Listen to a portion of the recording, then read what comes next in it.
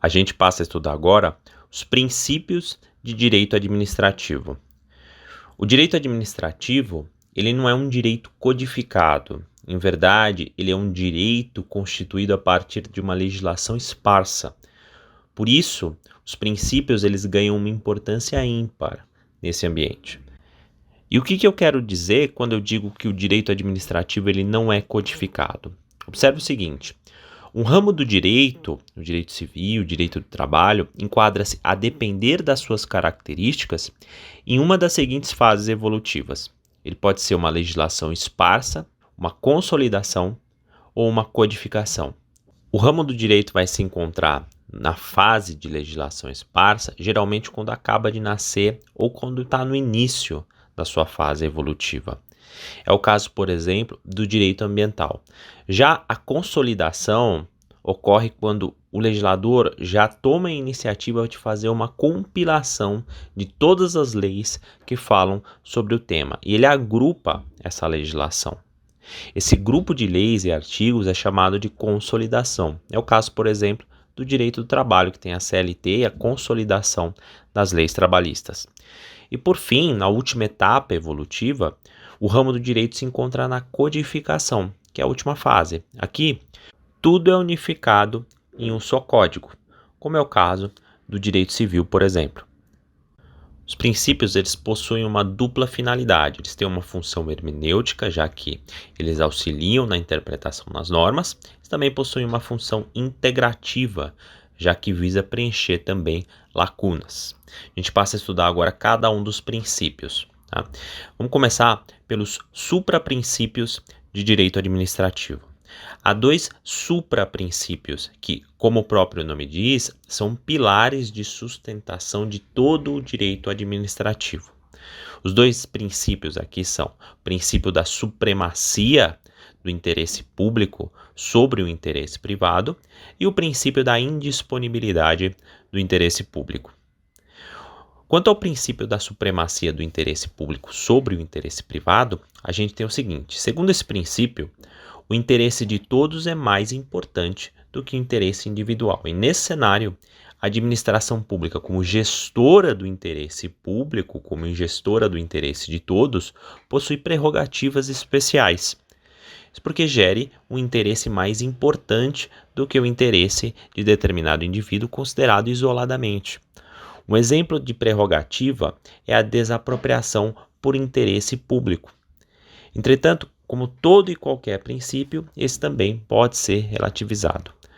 Para entender o tema, entretanto, a gente precisa esclarecer o que vem a ser interesse público primário e interesse público secundário.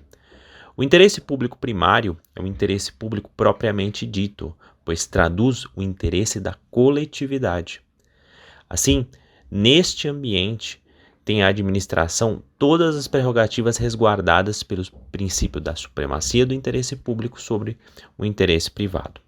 Em contraposição, o interesse público secundário é o interesse patrimonial do Estado.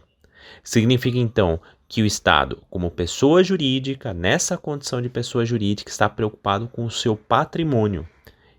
Nesse cenário, não tem o Estado qualquer prerrogativa do princípio que a gente está estudando aqui.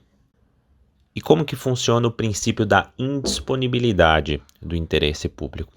O princípio da indisponibilidade do interesse público, quando comparado com o princípio anterior, ele pode ser compreendido como sendo o outro lado da moeda. Isso porque, se por um lado a lei dá prerrogativas à administração pública, por outro levanta uma série de deveres. Isso ocorre porque a administração pública ela não é proprietária do interesse público, mas tão apenas gestora. Assim, não pode a administração pública dispor do interesse que não é dela. Porém, assim como o princípio que a gente falou anteriormente, esse também pode ser relativizado. O contrato de concessão e o contrato de parceria público-privado, por exemplo, admitem a solução de conflitos por arbitragem. Isso, de certa forma, relativiza a indisponibilidade do interesse público. Alguns doutrinadores não admitem o uso da arbitragem nesses contratos, ainda que exista expressa previsão legal para tanto. Outros esclarecem que, no âmbito dos mencionados contratos, estaria a administração atuando com um interesse público secundário, ou seja, interesse patrimonial, justificando-se com isso o uso da arbitragem. Fato é que a lei, em ambos os casos, autoriza expressamente o uso da arbitragem. Uma vez estudado os supraprincípios de direito administrativo, a gente passa a estudar agora os princípios constitucionais de direito administrativo. O artigo 37 caput da Constituição Federal, sobre esse tema, ele dispõe o seguinte: a administração pública direta e indireta de qualquer dos poderes da União, dos Estados, do Distrito Federal e dos municípios obedecerá aos princípios de legalidade, impessoalidade, moralidade, publicidade e eficiência, e também ao seguinte, e segue, né? Portanto, a Constituição Federal ela aponta no caput do artigo 37 5 princípios: legalidade, impessoalidade, moralidade, publicidade e eficiência. É o famoso LIMP que a gente vê por aí. Então a gente vai estudar a partir de agora cada um desses princípios. Em primeiro lugar, o princípio da legalidade. Segundo esse princípio, deve a administração pública atuar conforme a lei e o direito. A doutrina mais moderna chama de princípio da juridicidade. Isso porque atuar conforme a lei e o direito é diferente de atuar segundo a lei e o direito. Atuar conforme a lei e o direito é atuar com a forma definida pela lei e pelo direito. Por isso, parte da doutrina entende que é mais preciso, é mais adequado chamar o princípio da juridicidade. Ainda que dentro desse tema, é muito importante entender que o doutrinador Eli Lopes Meirelles diferenciou legalidade privada de legalidade pública.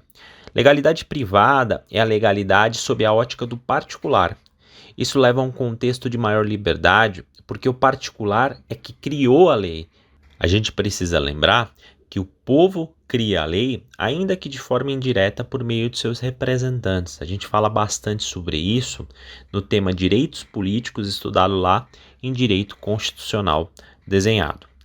Por isso, pode o particular fazer tudo que a lei não proíbe. Então, ele tem mais liberdade do que o agente público. O agente público vai se enquadrar dentro do conceito de legalidade pública.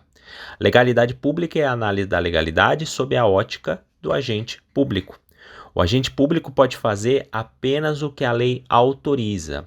E nesse cenário, uma eventual omissão legal deve ser interpretada como proibição. A gente passa a estudar agora o princípio da impessoalidade. Segundo esse princípio, deve a administração pública atuar sem conceder nenhum privilégio ou prejuízo a qualquer administrado. Isso significa que a administração pública deve atuar de forma imparcial. Portanto, a administração pública ela deve ser objetiva quando atua na defesa do interesse público. Para alguns doutrinadores, esse princípio indica que a administração pública não tem rosto. Essa ideia leva a dois sentidos possíveis. O primeiro sentido é que a atuação da administração pública deve ocorrer sem privilegiar ou prejudicar pessoas determinadas. E o segundo sentido é que os atos administrativos não são imputáveis aos agentes públicos, mas ao órgão ou entidade administrativa da administração pública.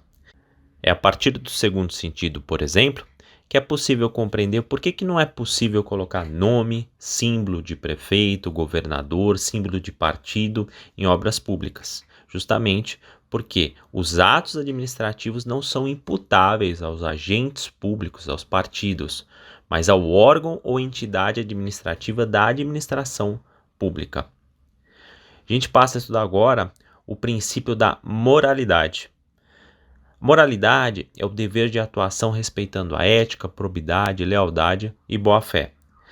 A moralidade no âmbito administrativo surge vinculada à ideia de desvio de poder. E nesse contexto, o agente público, utilizando meios lícitos, alcançaria uma finalidade irregular. Por estar no campo da consciência, ou seja, da intenção do agente, o Poder Judiciário não poderia fazer nada a respeito, porque ele utilizou meios lícitos para alcançar essa finalidade.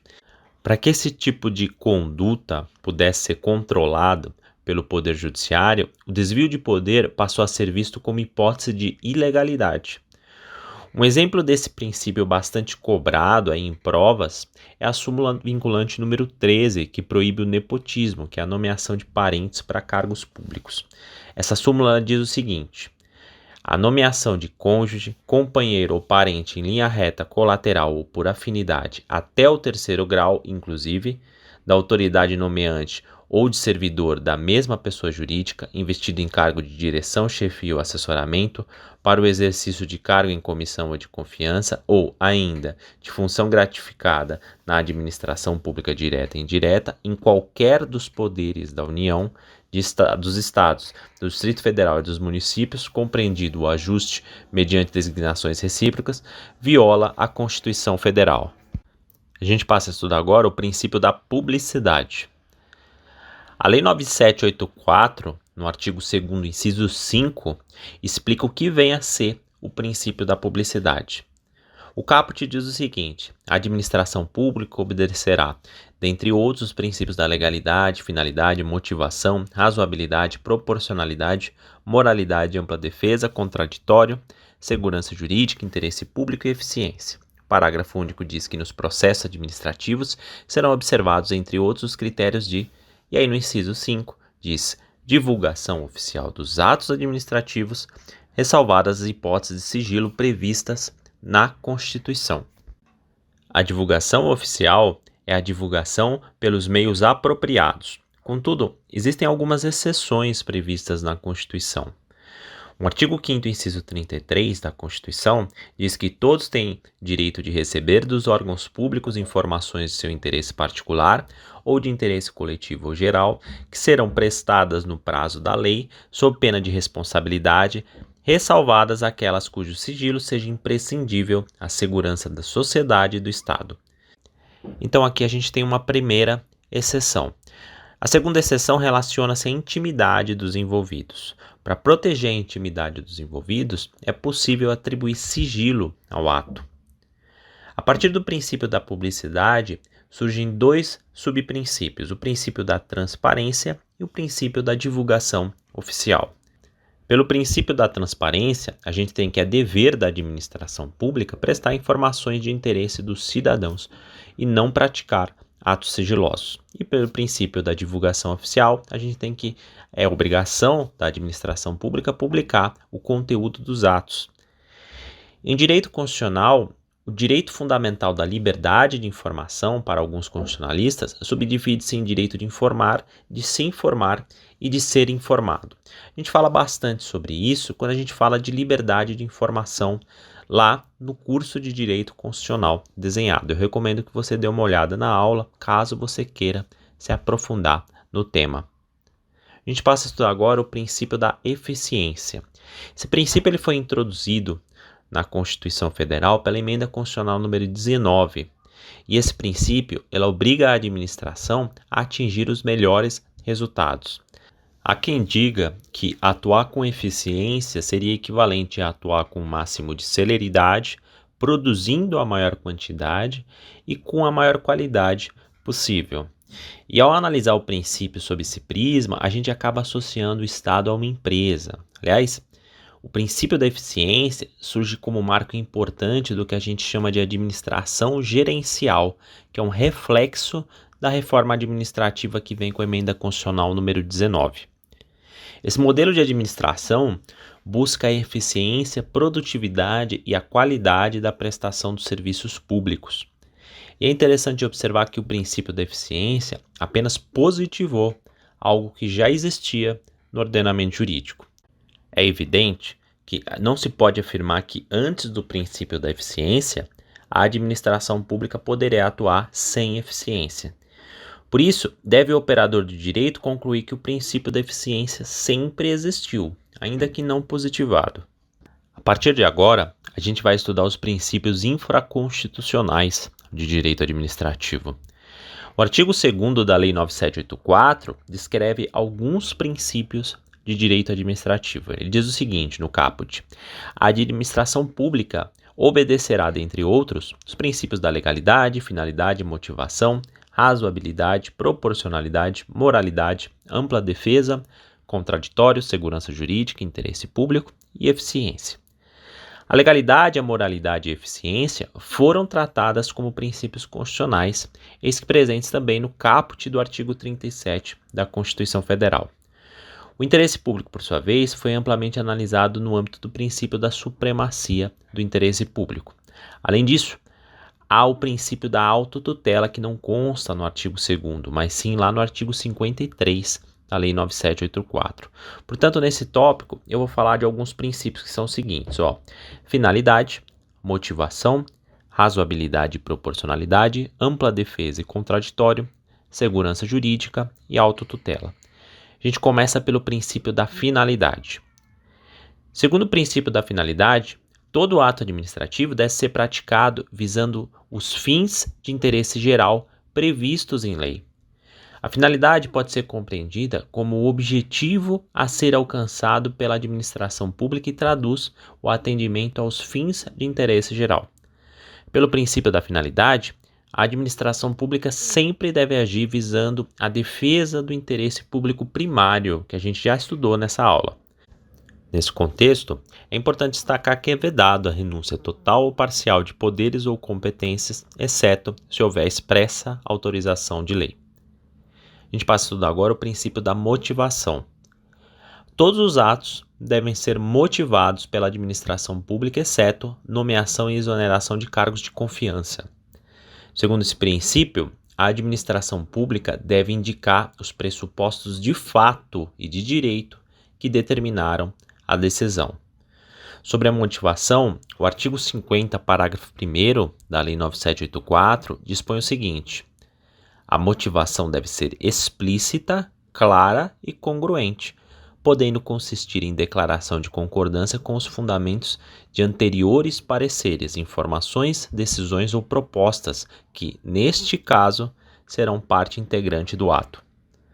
Observa que o dispositivo autoriza a motivação per relatione, ou o que a gente chama de motivação aliundi, quando fala que a motivação pode consistir em declaração de concordância com os fundamentos anteriores de pareceres, informações, decisões, etc.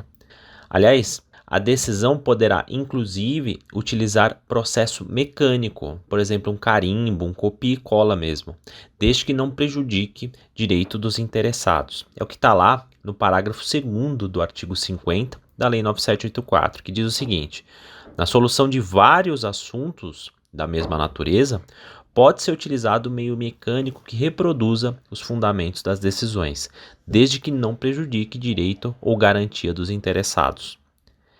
Dentro da motivação ainda, é importante explicar o que vem a ser a teoria dos motivos determinantes, que é muito cobrada por aí. Segundo essa teoria, os fundamentos fáticos indicados pela administração pública como motivo vão vincular a validade do ato administrativo. Isso significa que o fato será nulo quando, por exemplo, a parte prejudicada demonstrar que o fato apontado como fundamento é falso. É curioso observar que há hipótese em que a lei dispensa a motivação. É o caso, por exemplo, da exoneração ad nutum da parte que ocupa cargo de confiança. Nesses casos, a administração pública de fato não precisa motivar o ato. Contudo, se ela motivar, há também vinculação pela teoria dos motivos determinantes. Por isso, é possível anular uma exoneração ad nutum se comprovado o falso motivo quando o motivo é integrante do ato administrativo. Tudo aqui com base na teoria dos motivos determinantes. E como é que funciona o princípio do contraditório e ampla defesa aqui?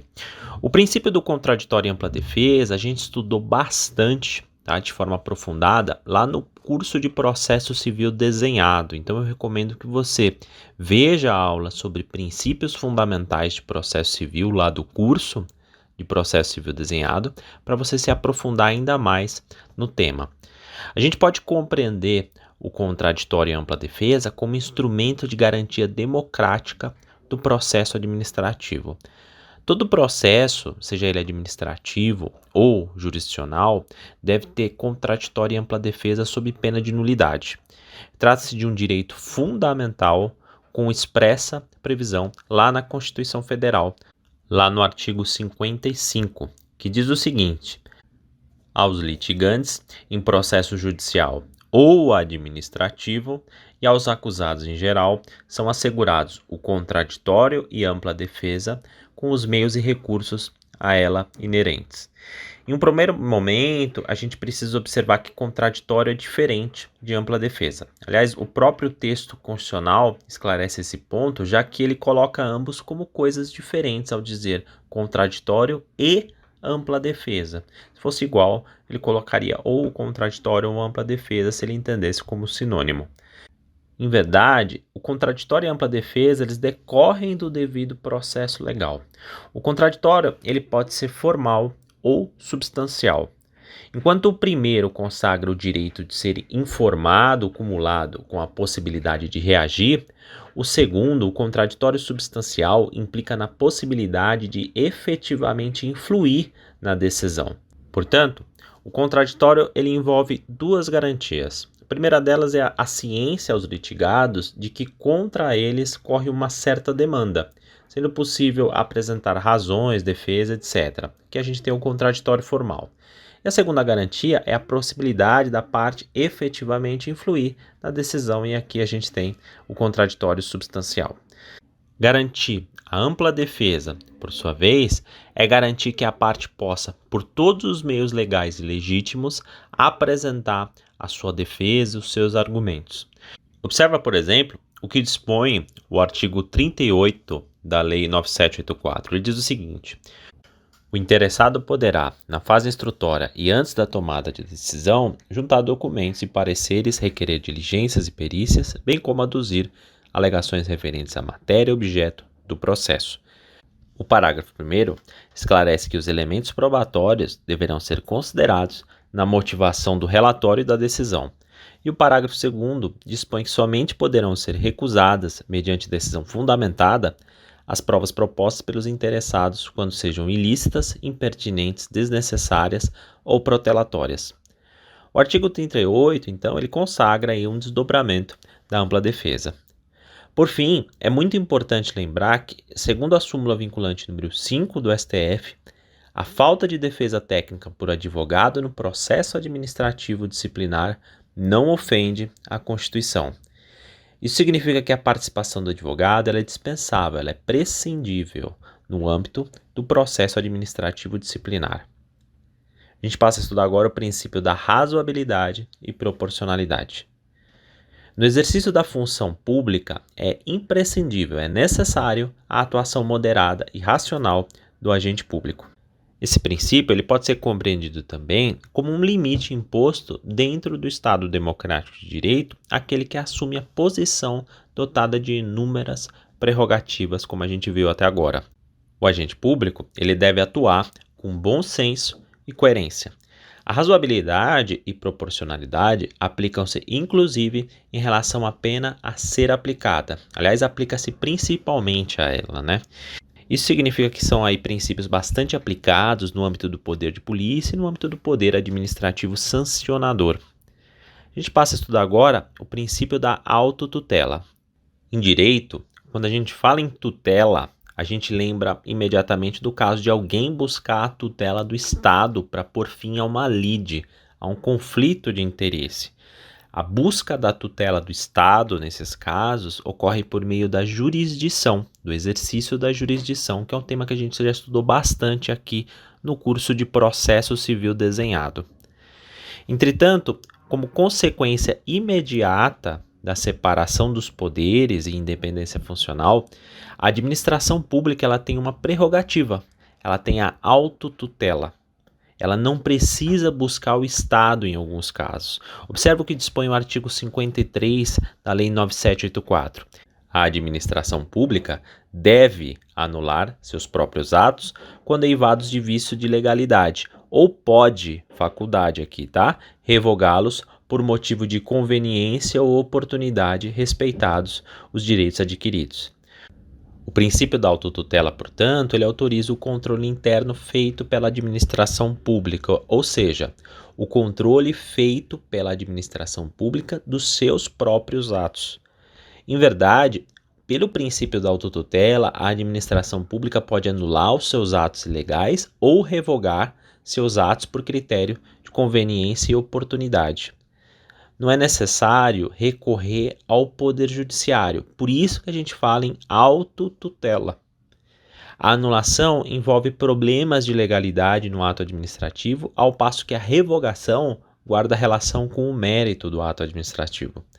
Observe que o próprio artigo 53, que a gente leu, destaca que a administração ela é obrigada a anular atos eivados de vício de legalidade. Portanto, a anulação ela é um ato vinculado. Em contraposição, o mesmo dispositivo destaca que a administração pode, ou seja, uma faculdade, revogar atos administrativos por conveniência e oportunidade. Portanto, a revogação, diferente da anulação, é um ato discricionário. Todavia, ainda que seja ato discricionário, deve-se respeitar eventuais direitos adquiridos. Isso está no artigo 53, na parte final. A gente finaliza o estudo dos princípios com o princípio da segurança jurídica. Segurança jurídica traduz a necessária observância das formalidades essenciais à garantia dos direitos dos administrados. Constitui, em verdade, um mecanismo de estabilização da ordem jurídica. Isso porque o princípio da segurança jurídica limita a eficácia retroativa de leis e atos administrativos. Com isso, eventuais modificações, inclusive na interpretação dos atos administrativos, não podem prejudicar o direito adquirido, o ato jurídico perfeito e a coisa julgada, que são inclusive direitos fundamentais previstos lá no artigo 5º, inciso 36 da Constituição Federal. Também em razão do princípio da segurança jurídica, a interpretação da norma administrativa deve estar pautada na garantia de atendimento ao fim público a que se dirige. Destaque-se, por fim, que é vedada a aplicação retroativa de uma nova interpretação.